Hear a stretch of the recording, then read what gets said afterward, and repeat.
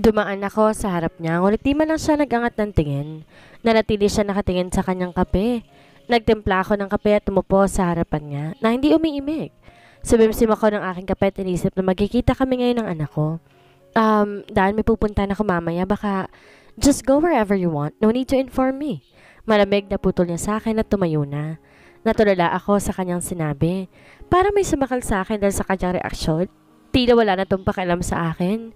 Narinig ko pa ang pagbukas ng pinto kaya alam ko lumabas na ng kwarto. I just want to tell him na may pupuntahan ako dahil baka hanapin ako nito ngunit nagkamali ako. Nawalan na ako ng ganang kumain. Niligpit ko na lang ang baso na gamit namin at naligo na. I used his clothes. I breathed hard before leaving the room. Wala siya sa lobby. Wala rin nasasakyan niya sa parking lot. Where did he go? Kailangan ko siyang intindihin. Alam ko marami siyang pinagdadaanan kumpara sa akin. Siguro pagod na siya. Siguro na-realize niya na hindi ako worth it para sa kanya. To think of it makes me want to cry even more. Honestly, I don't know what to do anymore. Pinara ko ang taxi at nagpatid sa bahay. Na makarating agad kong nakita ang nakaparadang sasakyan ni Katie. I fixed myself first before entering the house. Una ko nabungaran si Katie na nakatalikod na nagluluto. Nilapag ko ang bag ko sa table at pagod na sumalampak sa sofa. Naagaw ko ang kanyang atensyon. Andito ka na, gulat na Anya. Good morning, nasan si Sam? Umayos ako ng upo. Pinatay ang stove at lumapit sa akin. Anong good sa morning ha? Bakit ganyan ang mukha mo? May nangyari bang di ko alam? Kat, magsabi ka sa akin, anong ginawa ng pinsan ko sa'yo? Sunod-sunod niyang tanong habang nasa bewang ang kamay. Hinihingal pa ito. At saka tulog na ang pamangkin ko. Tinuro niya ang kwarto ng anak ko. Relax ka lang, pwede ba? Sa'yo ko na-stress, Katie. Nako. I chuckled. Ayos lang ako. Maayos na maayos. She scanned my body. Nagdududa pa rin. Nasaan ang pinsan ko? Kasama mo ba siya? Are you going to introduce your son to him? Alam na ba niya? May ideya ba siya? O di kaya sinabi mo na? Napakamat ako sa aking batok. Oy naman ito masyado. Hindi pa rin niya alam. Di nga ako halos pansinin eh. Nasasaktang ani ko. He used to be clingy to me back then. Hindi siya titigil hanggat di ko siya napapansin. He said he still loved me but why is he ignoring me now? Nagbago na ba ang kanyang isip? Well, that's not him. Natandaan ko pa noon, hindi yun makakatulog at makakakain na maayos kapag hindi ka nakikita. Alam mo rin bang sinabi ni tita na noong nasa States sila, palagi siya nakayakap sa cellphone niya dahil litrato mo ang palagi niyang pinagmamastan? Then I remembered his obsession thingy. The room in his house, nandun pa kaya ang mga bagay na yon? Sige na nga, I will call him later. Alam ko naman, di ka nun matitiis. I told her to call Dad and ask if where is he. Nag-aalala ako sa kanya. Paano kung magdasing na naman to kagaya na lang nung kahapon? Ngayon mo na lang kaya tawagan. Baka may nangyari masama sa kanya, Kara. I said worriedly. Ay, concern ka te. Ikaw kaya kumausap sa kanya. Kumbinsin mong umuwi tapos ipakilala mo na yung anak ninyo. I glared at her. Katie, hindi ka nakakatawa. Hindi ganon kadali yung sinasabi mo. Paano na lang kung magalit siya? Ay, abakat. Natural magagalit talaga yon. Kapag nalaman niyan tungkol sa bata, tinago mo eh. Sino bang matutuwa nun? Putol niya sa sinasabi ko. Real talk. Bumusangot ako. Huwag ko na lang kayang sabihin. Biro ko naman. Ngumuso to at umiling. We've been keeping this for how many years, Angel? I help you because you're a mother of my nephew, even if I know that this is wrong. But Dan deserves it. And Sam also. He may not ask for his father, but we absolutely know that he's longing for him. Pumikit ako na mariin na maalalang sinabi ng anak ko noon. He's waiting for me to be ready, but when will it be? Kapag huli ng lahat? Katie, hindi ko na alam kung anong gagawin ko eh. Gusto ko ipakilala si Sam sa kanyang ama pero natatakot ako sa posibleng mangyari. Napahilamos ako sa aking mukha. Ako din naman natatakot para sa'yo pero Kat, mas lalo na lang ang sitwasyon kaya bago pa dumating yung panahon yun ayusin mo ng lahat. But first you need to fix everything for the both of you. Let go of the past, focus on the present. She winked at me na parang ang dali-dali lang na gawin ang mga sinabi niya. Pero alam ko, totoo naman yon. What should I do? Hindi ko alam kung nasan siya. Susubukan kong bumalik mamaya sa hotel baka sakali nandun na siya. Tawagan mo na kaya ngayon para mapanatag na ako. Umiti ako ng tipid at buti pinaalala mo. Munti ko na makalimutan. Sinapon niya ang kanyang mukha at kinuhang phone sa bulsa. Tahimik ko siyang pinagmastang tawagan si Dan. I whispered her to louder speaker. Ginawa naman niya. Oh, hello, my dear Katie. Your cousin is in his room. Where are you? Ang sabi ng mami mo parati ka nang wala sa Maynila, so anong pinagkakabalahan mo? Dinig ko ang istriktong boses ni Dan. Nanlamig agad ako. Ganun pa rin ang boses nito, walang pinagbago. And what did she said? Kasama niya si Dan. Umuwi na siya ng Maynila. Hi tita? Awkward na sagot ni Katie, tila hindi rin inaasahan si Mrs. Lincoln ang sasagot o tawag. Tita, nandito po ako somewhere part ng Visayas. May inaasikaso ko dito. Tsaka tita, nandyan po sa Manila si Dan? Tinignan niya ako, tinakpan ng speaker bago nagsalita. Naku, si tita pala. Bulong nito at muling tinapat ulit sa tenga ang phone. He is here in Manila. Kakauwi niya lang galing Marinduque, Katie. Wait, I'll give him his phone. But wait, do you know what happened? Umuwi kasi siyang gulong-gulong buhok. Mukhang stress na stress. Mukha din galing sa iyak. My son looks messy when he got home earlier. I'm calling him to eat but he's refusing. Nanlambot ako sa aking narinig at napakagat sa aking labi. Di nakapagsalita si Katie na nakatingin lamang sa akin ngayon. Isa lang ang kilala kong pinagkakaguluhan ng anak ko. Pero hindi pa namin alam kung nasan yun kaya hindi ko na alam kung anong nangyayari sa kanya. I did not bother to ask him because I saw how tired he is. We may see him as a strong person but he is hiding his pain. Doon ko naramdaman ng pagtulo ng aking luha. Kakausapin mo ba siya, Katie? Aakit ako sa kwarto niya. Kahit si Katie napakagat na rin ang labi. Mukhang pinipigil na magsalita. Wag na lang po, tita. Sasunod na lang. Di rin namin importante yung sasabihin ko eh. Sige po, tita, may gagawin pa ako. She did not wait for Mrs. Lincoln's response and out the call. Agad niya akong binalingan. What are you going to do now? You heard what he said. I hope you make your decision now, Kat. Lumapit to sa akin at seryoso akong tinignan. Alam ko nasasaktan to para sa kanyang pinsan. I will try. Don't try. Just do. Wag mo nang patagalin pa, Kat. Your son is with you. Tama ka. Walang ibang aayos ang problemang to kundi ako. Para sa anak ko gagawin ko to. Thank you, Katie. I said sincerely then hugged her. Marami na siyang naitulong sa akin. Tumayo ako at uminom ng tubig. Nasa ganun akong posisyon na bumukas ang pinto ng kwarto ng anak ko. Ninang! I heard mommy's voice. Is she home already? Galak na bungad ni Sam. Inayos ang kanyang buhok at nagmamadaling tawakbo sa sala. Agad pumalibot ang kanyang mata sa paligid hanggang dumakonti nito sa akin. Nalaki ang mata niya. Naiiyak na lumapit sa akin at niyakap ako na napakahigpit. Niyakap ko rin siya which made us cry both. Mommy, you're here. I miss you so bad. I did not see you for 2 days. Where have you been? Sunod-sunod ang hikbing pinakawalan nito habang nakayakap sa akin na mahigpit. Pinupog ko siya ng halik sa mukha at pilit ng umiti. Pinunasan ko ang kanyang luha. Stop crying, baby. Mommy is here already. I won't leave again. I'm sorry, please stop crying. Unti-unti siyang kumakalma at tayong hikbing na lang ang maririnig. Tumatahan na ito. I love you so much, Mommy. Please, don't leave again. It's only 2 days but it felt so really hard to leave him. I'm not used to it. Also my son. I won't, baby. I love you too. I kissed his forehead. Hawak-hawak ko sa magkabilang kamay ko ang dalawang maleta namin ng anak ko habang sumusunod sa kanila si Katie. 2 araw ko itong pinag-isipan at tama si Katie. Manila is our home, not here. Excited na excited ang anak ko ma-experience ang buhay sa Manila. He's very happy when I told him that we're moving there. Kara is happy also. She's cheering me up. I need to fix things between me and Dan. If he doesn't want me anymore, then I will do this for our son. Hindi ako maghahabol. I will face his family. Di pa ako ready makita muli ang kanyang ina pero para sa anak ko, aayusin kong lahat. Hihingi ako ng pasensya. Mom, are we almost in Manila? He gave me an innocent talk.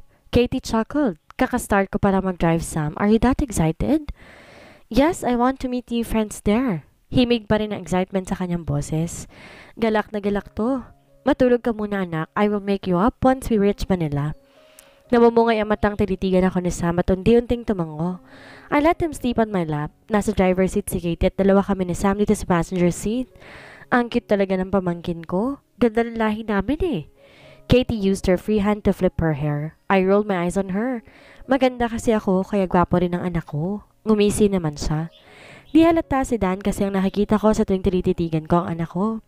Humalakak pa ito. Tumahimik na lang ako at gumuso. She's right.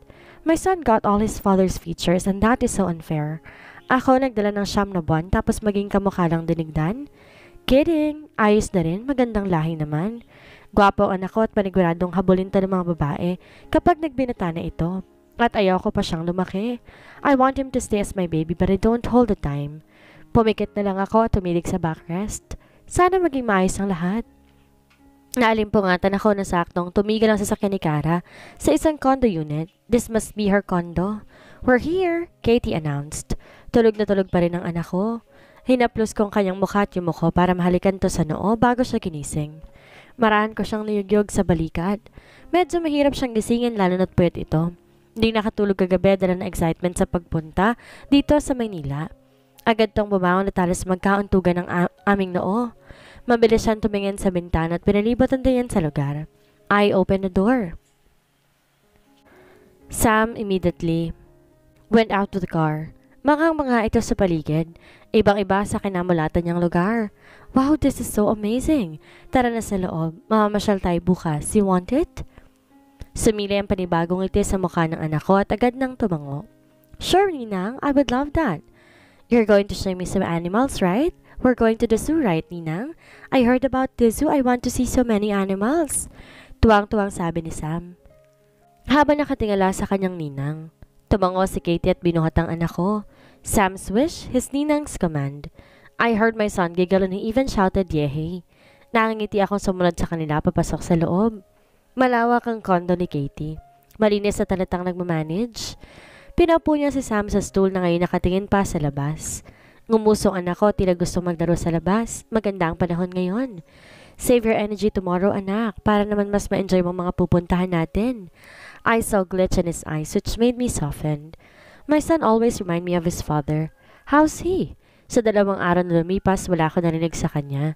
Di siya bumalik na Marinduque. Maybe he really realized that I'm not worthy to pursue. To wait? That's why he's giving up? I can't blame him. This is my fault. Wala siyang kasalanan. Siguro maghahanap ako ng trabaho ko dito. Bibili siguro ng bahay namin mag-ina. Nakakaya kasi kay Katie kung magtatagal pa kami. She done a lot for me. May ipon naman kaya hindi na ako mahirapan. Di ko na paproblemahin pa kung paano kami mabubuhay dahil nakaipon ako. We can use that for a start. Di na siguro kami babalik para Marinduque. I saw how my son loves here. Unang tapak pa lang ang saya-saya na niya. Nararamdaman niya kayang nasa malapit ng dito ang kanyang ama kaya ganun siya kasaya. Walang magulang ang gusto makita nasasaktan ng kanilang mga anak. I always think of that words. That was right. It hurts me so much to think that my son is hiding his pain from me. I always see him laughing when he's with me but I know his heart is meeting something. No, it's someone. And definitely that is his father. Pinahid kong luhat nilapitan na mahimbing na natutulog kong anak. I'm sorry, son. Mommy will fix this. Baka kilala mo rin ang tatay mo, baby. I promise. I silently cried that night. Mommy, I want that monkey. Kumalakak si Katie habang ngusong anak kong tinuturong maliit na unggoy na niyugog ang sanga ng puno kung saan ito naglalaro ngayon. Nandito kami sa zoo ngayon gaya ng gusto ni Sam. Ilang minuto na rin kaming nakatanaw sa unggoy dahil hindi niya ito malubayan. Kapag aakbang si Katie, hilahin niya ito pabalik. No, baby. Nandito lang tayo para mamasyal. Hindi natin yan po pwedeng kunin. Magagalit yung may-ari. Do you wanna be scolded? Umiling ang anak ko dahil natakot siguro sa sinabi ko. I never scolded him nor shouted at him. That's why he's afraid he might be. Okay, Mommy Ninang. We're not going to get that cute little monkey. Let's go. Masama ang pakiramdam niyang naunang maglakad. Umuso si Katie at sinundan to. Nagkibit balikat ako at sumunod sa kanila. Inaliw-aliw ni Katie si Sam sa ibang animals para mawala sa isip niyang unggoy kanina. Picture dito, picture doon. Magtatanghali na nang umuwi kami. Tulog ng anak ko pagdating namin sa kondo ni Katie. Pagod na. Umupo ako sa sofa at nakita ko si Katie bagong ligo at palit na rin. Papunta muna akong kumanyakat. Tumawag sa akin si Mommy, kailangan niya raw ako doon. Dan is in the office too, nabanggit sa akin ni Mom. Pumasok to ng kusina at nagsali ng tubig at ininom. Good for him. Tayong nasambit ko na lamang. Sige, aalis na ako. She kissed my cheeks. Kumaway ako na makalabas na siya. Nang makaalis to, nagpa siya ako maligo. Ang init-init ng panahon ngayon. Pagkatapos maligo, pumasok ako sa kwarto ko sa natutulog ang anak ko. He really doesn't want na may katabi siya sa kama. Matanda na raw to. Pero kung gusto ka naman siyang tabihan po, payag siya. But when Katie asked him, ayaw niya. No, I only want my mommy. Yan ang palagi niyang litanya. I saw him peacefully sleeping while hugging his Spider-Man stuffed toy. Napangiti ako. Dadalhin pa sana nito ang kanyang mga laruan sa zoo. Ngunit sinabi ni Katie bawal kaya't labag sa loob niyang iwan ito dito sa kondo. I sat on the edge of his bed and opened my phone. I need to find a job. Magtatrabaho ko sa cafe at hahanap din ng malilipatan ng anak ko. I already talked to Katie about this. Nakakaya naman dito kami tumira. Maraming cafe ang hiring ng cruise. Nakahanap ako na gusto kong pag-applyan. I messaged the page. Ilang minuto na reply agad ako. Gusto nila ako ma-interview ng personal. I happily and excitedly send yes as my reply. After sending my reply, nilapag ko sa table ang phone ko. Sakto naman nagising ang anak kong hinihingal at umiiyak. Tinubuan ako ng kaba. What happened, son? Bad dream? Agad siyang yumakap at parehang kanyang higbi. Mommy! Inagod ko siya sa kanyang likod at pilit pinapatahan. Nang kumalma na saka ako dahan-dahang kumalas ng yakap para matingnan ko ang kanyang mukha. He's still sobbing. Why, baby? Anong napanaginipan mo? I asked as I held his hand. Yumakap tong muli sa akin. Daddy! Nagulat ako. What about him? Did he dream of his father? I looked at my son. What about your daddy, baby? Hirap na hirap kong tanong. Siya na ang mismo nagpunas ng kanyang luha at humarap sa akin. We were having bonding, Mommy. We're playing basketball. I hit the ball and it rolled over the road, Mommy. Then my daddy was hit by a car, Mom. I saw blood dripping on the road. Umiyak tong mulit, takot at takot sa kanyang reaksyon. Nahihirapang ikwentong ko nung kanya napanaginipan. What was that dream about? Mom, let's visit my dad, please. I want to see Daddy if he's okay. Napapikit ako na mariin dahil hindi ko alam kung anong isasagot. May luhang namuo sa aking mga mata. Paano ko siya ipapakilala sa kanyang ama? Galit ito sa akin at mukhang nawalan na to ng pakialam sa akin. Naalala ko pa ang malamig niyang trato sa akin sa Marinduque bago siya umuwi dito sa Pilipinas. Na hindi ko siya nakausap ng maayos. Mommy, please? Di ko na napigilan mapaiyak. I'm sorry, Mom. I'm sorry. Please don't cry. I won't ask for Daddy again. Just please stop crying, Mommy. I'm sorry. Mas lalo ko naiyak. Siyang yumakap sa akin. Don't say sorry, baby. I'm the one sorry, baby. He sobbed. Please give Mommy a little time more, baby. Papakilala kita sa Daddy mo. Hinagod ko ang kanyang likod.